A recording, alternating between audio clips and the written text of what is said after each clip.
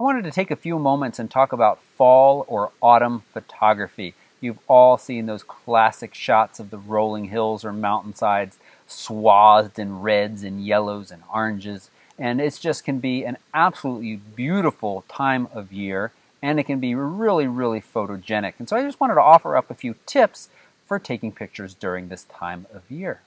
The first tip I have for you is about making the photo. And this is actually a tip that can be broken into several pieces, and some of them I've talked about before. But basically, if you want those really good pictures, you are going to need to go out there and make them happen. You can't just expect to take a drive in the middle of the day and jump out of the car, take a few photos, and have something that is really wall-worthy, meaning printing and beautiful, or even really Facebook sharing worthy.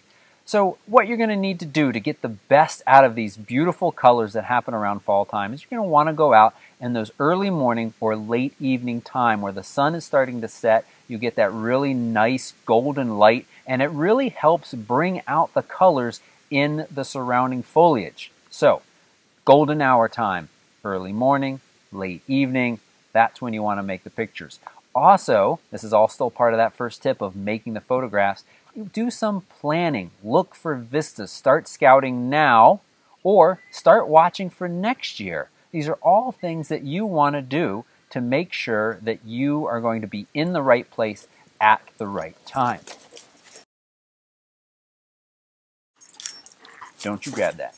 Don't pee on that either. Another tip I have for you, and I've talked about these guys before, this is a circular polarizer. This is one of those times of the year where these things can really, really help, because they really bring out the saturation in colors. And that's exactly what you're trying to do today. Our cameras can't quite capture the deepness of the colors that we're seeing around us. And by using a circular polarizing filter, you can really help bring out those saturated colors and show them nicely. It can also deepen the blue of the sky. A couple things to be careful though. One, don't overdo it. Especially in certain angles, when you point the polarizer in certain directions, you get a very noticeable gradient across your sky from where it's maximum effect, deep space blue, to where the effect is more minimum and it's very bright and white. And that's distracting, so you want to avoid that. And a circular polarizer works by rotating it. I have other videos that show that, other blog posts. I'll put links down to those down below. But this is one of those filters that really is useful, and its effects cannot be recreated in post-production, meaning you can't pop a file into Photoshop and do the same thing that using a circular polarizer will do to you. Sometimes you can get close, but definitely not exactly the same. So this is one of those filters that I say is worth your time. Another tip you might want to think about is that you don't always have to go out when it's beautiful blue sky.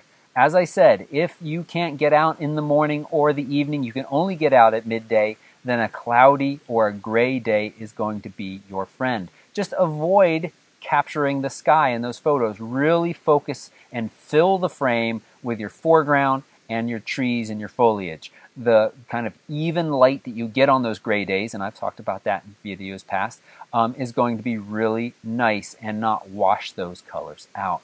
Now, if conditions aren't great, sky is ugly, too gray, too blue, midday, and none of that is working for you, then don't try to capture any of the sky and focus on details. There is amazing beauty in individual leaves during the fall season, where the veins are still holding the chlorophyll and stay green, where the rest of the leaf is turning this beautiful red. You get yellows and oranges and all of those in between. Walk around, focus on something small. Capture those small moments that are happening during fall, and don't worry and don't try to capture the larger or the big picture. And to tie in with that original tip of making photos, don't be afraid to pick up a beautiful leaf in an ugly location and move it someplace pretty and then take it. That is totally fine. I don't see that as cheating. I've oftentimes picked up beautiful fall leaves and put them on very green ferns that are still green. I really like that contrast of kind of the fern hanging on to summer and the leaf is changing into fall. So you've got a lot of options there. Don't always try to just capture all of the beauty, because our cameras have a real hard time of capturing what we're seeing and sharing it effectively with everybody else. So focus on the smaller details. So these were just a couple of tips that I hope help you capture your fall photography better. Really, if I had to sum this up, it's making, it's planning, and it's not being afraid to capture the small details. And a circular polarizer will help in all of those ways. At the end of this video, I'll just take a few seconds and point the camera in a different direction, or a couple different directions, and rotate the circular polarizer and kind of talk you through that so you can see the differences as it's going. But I hope this was helpful to you. If you have any questions about fall photography, just leave a comment down below, or even better, come over and find me on Facebook, where I do make a very strong effort to answer all of the questions there. There are a lot of YouTube comments that I just don't get to, and that sometimes I don't find till months later. And in the case of something timely like fall photography, if you've got a serious question, I want to make sure I'm answering it for you. So come on over there and join that nice community of folks that we have going on there. Thanks so much for watching, and if you haven't already, please subscribe. Thank you. Okay, so this should look familiar. This is the scene we were just looking at.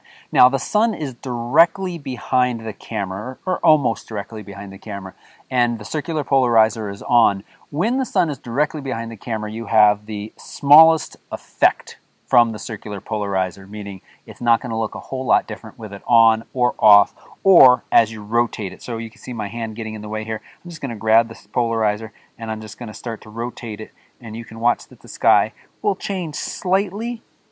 I'm going to rotate it some more here, but not greatly. You get the maximum effect from the circular polarizer when it is 45 degrees to the sun. So now I'm going to go ahead and rotate this camera over here.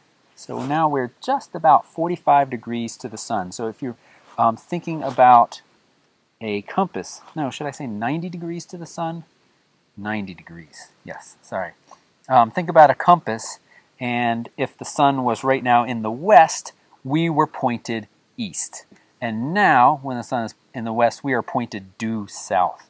And so now you can see that the sky is much bluer. I'm going to adjust my aperture so that we can get a little bit more light into this here. All right, and now if I rotate, maybe that's too much.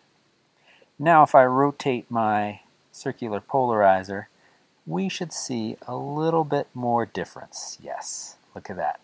And that you're starting to see that gradient that I was talking about there that you want to watch out for and not overdo it, because that of having this kind of like blue sun in the sky is distracting. And so let me rotate back and reduce that effect.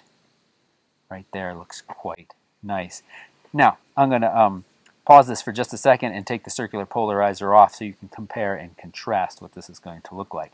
Now here we are with the circular polarizer off. I had to adjust the aperture a little bit to compensate for the increased amount of light that was coming through, because the circular polarizer does block some of that light.